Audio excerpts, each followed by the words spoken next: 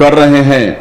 आप सभी की भागीदारी से हम इस महोत्सव को अविस्मरणीय बनाएंगे। आज का दिन परलकोट विद्रोह के नायकों के पुण्य स्मरण का भी है। देश की आजादी की लड़ाई में स्वर्णिम अक्षरों में लिखे गए परलकोट विद्रोह के 200 वर्ष पूरे हो गए हैं। आज भी शहीद गेंद सिंह वीरता के किस्से पीढ़ी दर पीढ़ी प्रदेश की जनता उतने ही गौरव भाव से सुन रही है। भूखे और उत्पीड़ित लोगों को न्याय दिलाने के लिए शहीद वीर नारायण सिंह द्वारा की गई लड़ाई को कौन भूल सकता है। रायपुर सिपाही विद्रोह के नायक हनुमान सिंह जी का इस अवसर पर स्मरण करना चाहूंगा। भूमकाल विद्रोह के माध्यम से वीर गुंडाधुर ने अपनी मातृभूमि के लिए जिस अद्भुत शौर्य का प्रदर्शन किया वो इतिहास के स्वर्णिम अक्षरों में अंकित है। शहीद यादवराव, वेंकटराव, ध्रुवाराव, डेबरीधुर, आयतू महाराज सहित हमारे अनेक जनजातीय नायकों का बलिदान देशभक्ति की अद्भुत मिसाल है। हम अपने राज्य के निर्माता पूर्व प्रधानमंत्री भारत रत्न श्रद्धेय श्री अटल बिहारी वाजपेयी जी को नमन करते हैं, जिन्होंने अपना अटल संकल्प पूरा किया और देश के नक्शे में छत्तीसगढ़ का एक नए राज्य के रूप में उदय हुआ। अटल जी के जन्म शताब्दी वर्ष को हम अटल निर्माण वर्ष के रूप में मना रहे हैं।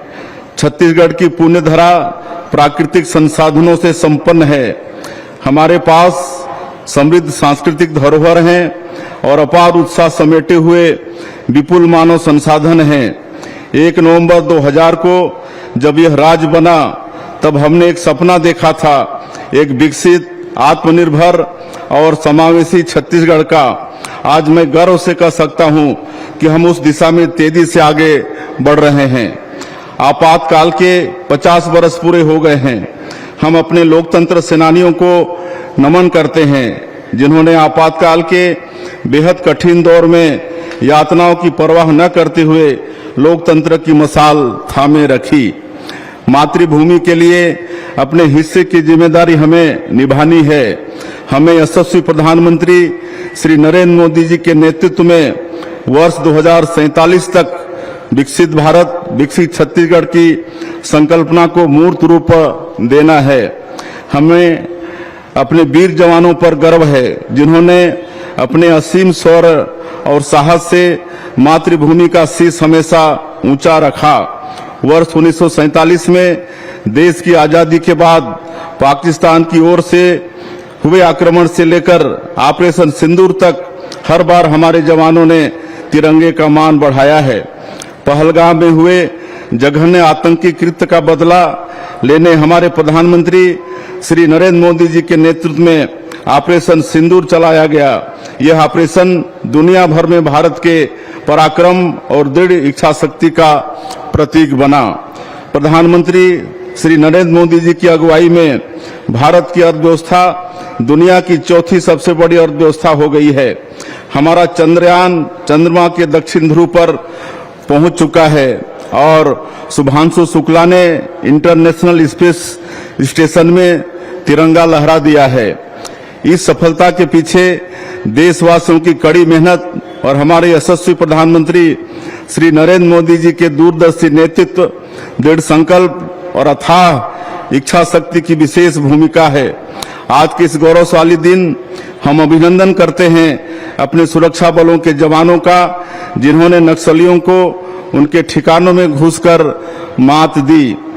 प्रधानमंत्री श्री नरेंद्र मोदी जी और केंद्रीय गृह मंत्री श्री अमित शाह जी के नेतृत्व में हम मार्च 2026 तक देश को माओवादी आतंक से मुक्त करने के लक्ष्य की ओर तेजी से बढ़ रहे हैं।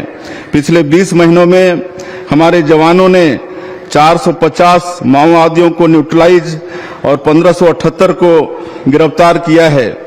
हमारे जवानों ने माओवादियों के शीर्ष नेताओं बसवराजू और सुधाकर को न्यूट्रलाइज करने में सफलता पाई है। राज्य सरकार की आकर्षक आत्मसमर्पण नीति से प्रभावित होकर 1589 माओवादी हथियार छोड़ चुके हैं। इनके पुनर्वास, कौशल विकास और रोजगार की व्यवस्था की गई है। सुशासन का असली मतलब तब है जब आखिरी व्यक्ति तक इसका लाभ पहुंचे। ताड़मेटला में जहां हमारे 76 जवानों ने माओवादी हमले में शहादत दी थी, उसके समीप ही चिंता गुफा के स्वास्थ्य केंद्र को राष्ट्रीय गुणवत्ता प्रमाण पत्र मिला है। यहाँ हर महीने औसतन 20 प्रसव होते हैं और हजारों ग्रामीण निःशुल्क इलाज की सुविधा ले रहे हैं। नक्सलवाद के कम होते ही बस्तर में विकास की रफ्तार तेजी से बढ़ी है। 50 बंद स्कूल फिर से खोले गए और कई गांवों में पहली बार बिजली पहुंची।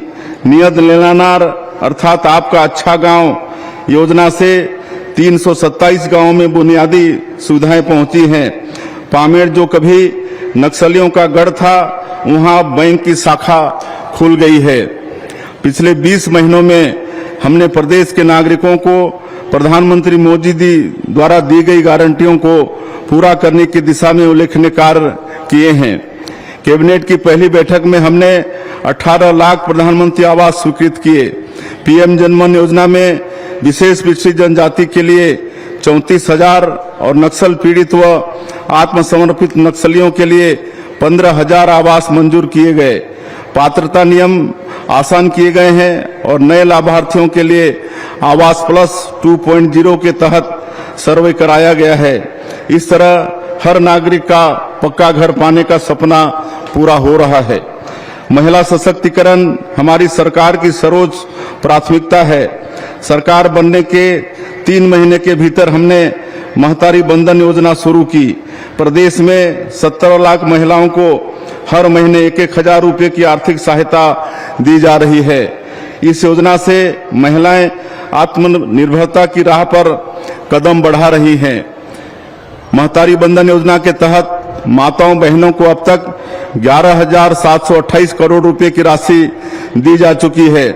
रायगढ़ जिले से हमने महिला समूहों को रेडी टू ईट फूड निर्माण का काम सौंपा है और इसका विस्तार जल्द ही हम अन्य जिलों में भी करेंगे। राज्य के किसान भाइयों का कल्याण हमारी सर्वोच्च प्राथमिकता है। कृषक उन्नति योजना के माध्यम से छत्तीसगढ़ के किसानों को धान का सबसे ज्यादा मूल्य मिल रहा है।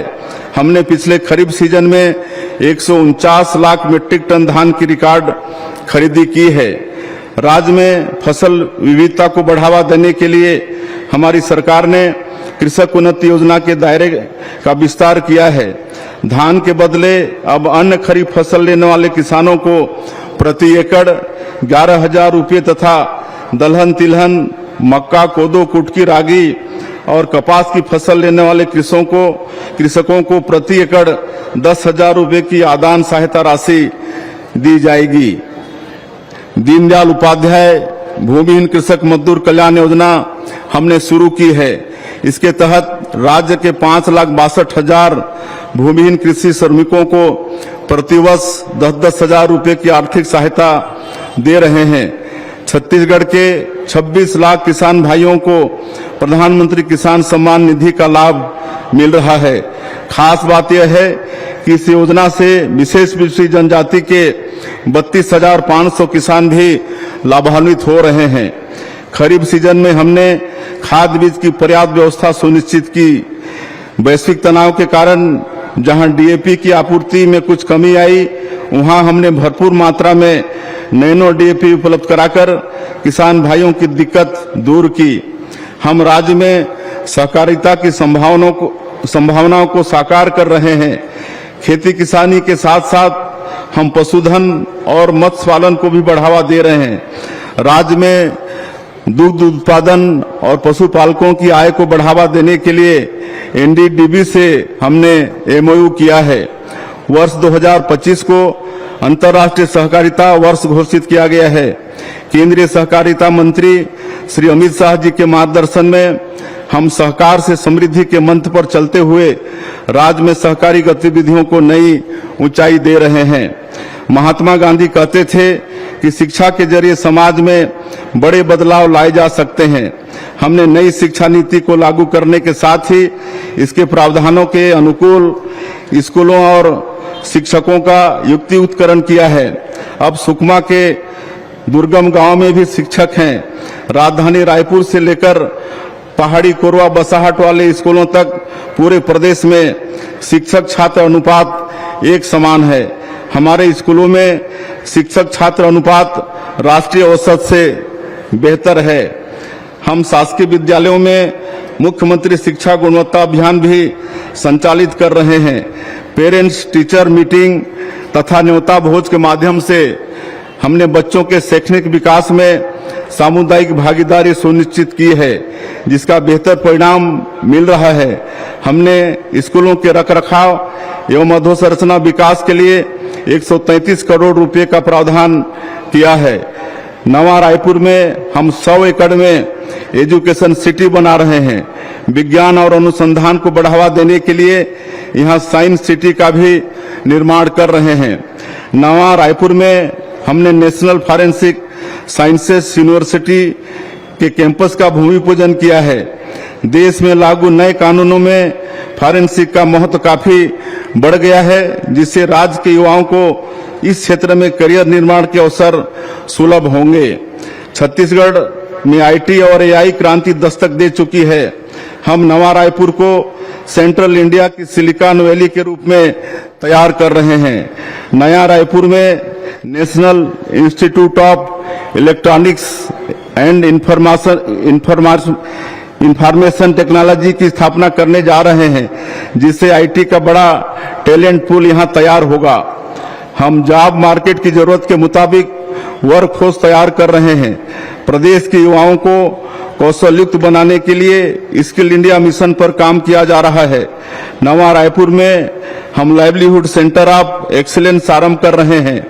हम जनजातीय बहुल बस्तर संभाग के सभी 32 विकास खंडों में कौशल विकास केंद्र के माध्यम से युवाओं को विभिन्न व्यवसायों का प्रशिक्षण दे रहे हैं। आईआईटी के पूर्व विद्यार्थियों की संस्था पेन आईआईटी के साथ वंचित समुदायों को सशक्त करने हमने एमओयू किया है। यह संस्था कौशल विकास को बढ़ावा देने का काम करेगी। युवाओं के कौशल विकास के साथ ही उन्हें विदेशी भाषाओं का भी प्रशिक्षण दिया जाएगा, ताकि हमारे युवाओं को विदेशों में भी रोजगार के अवसर मिल सकें। स्टार्टअप को बढ़ावा देने के लिए हमने नई स्टार्टअप नीति बनाई है। इसके माध्यम से हम राज्य के 100 तकनीकी संस्थाओं के 50,000 छात्र छात्राओं तक पहुंच बनाएंगे। राज्य में हमने 150 स्टार्टअप स्थापित करने का लक्ष्य रखा है। ईज ऑफ लिविंग के साथ ही स्पीड ऑफ बिजनेस की ओर बढ़ते हुए हमने 350 से अधिक रिफॉर्म किए हैं। सिंगल विंडो सिस्टम से प्रदेश में निवेश सरल, सहज और पारदर्शी हो गया है। नई औद्योगिक नीति की बुनियाद पर विकसित छत्तीसगढ़ की भव्य इमारत तैयार होगी। नई औद्योगिक नीति में हमने सबसे ज्यादा जोर पावर सेक्टर पर दिया है। इस सेक्टर में हमें 3 लाख करोड़ रुपए से अधिक के निवेश प्रस्ताव प्राप्त हुए हैं। इससे छत्तीसगढ़ विकसित भारत का पावर हाउस बनेगा। निवेशकों के लिए छत्तीसगढ़ पसंदीदा राज्य बन चुका है। हमने दिल्ली, मुंबई, बेंगलुरु के साथ ही रायपुर में इन्वेस्टर समिट किए हैं। इन समिट के माध्यम से अब तक 6,65,000 करोड़ रुपए के निवेश प्रस्ताव मिल चुके हैं। नई औद्योगिक नीति में हम नए जमाने के उभरते हुए उद्योगों को भी विशेष अनुदान दे रहे हैं। छत्तीसगढ़ में पहली सेमीकंडक्टर यूनिट का भूमि पूजन हमने किया है। लगभग 1100 करोड़ रुपए की लागत से बनने वाली इस यूनिट से हमने चिप निर्माण के क्षेत्र में कदम रख दिया है। हम टेक्सटाइल क्षेत्र में संभावनाओं को अवसर में बदलना चाहते हैं। इसके लिए हम नवा रायपुर में national institute of fashion technology का कैंपस स्थापित करने जा रहे हैं। इसकी अनुमानित लागत 271 करोड़ रुपए होगी। इससे बड़े पैमाने पर रोजगार के अवसर पैदा होंगे। हमने राष्ट्रीय राजधानी क्षेत्र की तर्ज पर राज्य राजधानी क्षेत्र के विकास के लिए प्राधिकरण गठन का निर्णय लिया है। यह प्राधिकरण राजधानी क्षेत्र के सुव्यवस्थित और योजनाबद्ध विकास के लिए कार्य करेगा। यह प्राधिकरण राजधानी क्षेत्र के लिए योजना बनाने, निवेश को बढ़ावा देने, विभिन्न सरकारी और निजी संगठनों के बीच समन्वय तथा शहर के विस्तार को सही ढंग से नियंत्रित करने का भी काम करेगा। अब जमाना ई कॉमर्स का है, इसे प्रोत्साहित करने हमारी लॉजिस्टिक नीति विशेष रूप से उपयोगी होगी और प्रदेश में तेजी से इनलैंड कंटेनर डिपो तथा ड्राई पोर्ट में निवेश होगा। जब हमारे राज्य का गठन हुआ तब प्रदेश की अधोसंरचना औद्योगिक वातावरण के अनुकूल नहीं थी। छत्तीसगढ़ में निवेश की जो संभावनाएं पैदा हुई हैं उसके पीछे एक दशक में इंफ्रास्ट्रक्चर प्रोजेक्ट्स पर हुए कामों की बड़ी भूमिका है। वर्ष 2030 तक हम उतनी ही रेल लाइन बिछा देंगे जितनी 1853 में रेलवे शुरू होने से लेकर वर्ष 2014 तक बिछाई गई थी। रावघाट से जगदलपुर केके लाइन का दोहरीकरण, तेलंगाना के कोठागुड़ेम से किरंदुल तक नई रेल परियोजनाएं बस्तर की भाग रेखा साबित होंगी। खरसिया से परमल कसा जाने वाली रेल लाइन प्रदेश के महत्वपूर्ण औद्योगिक केंद्रों को जोड़ेगी। नई रेल लाइनें विकसित भारत, विकसित छत्तीसगढ़ की धमनियां साबित होंगी। स्वामी विवेकानंद एयरपोर्ट रायपुर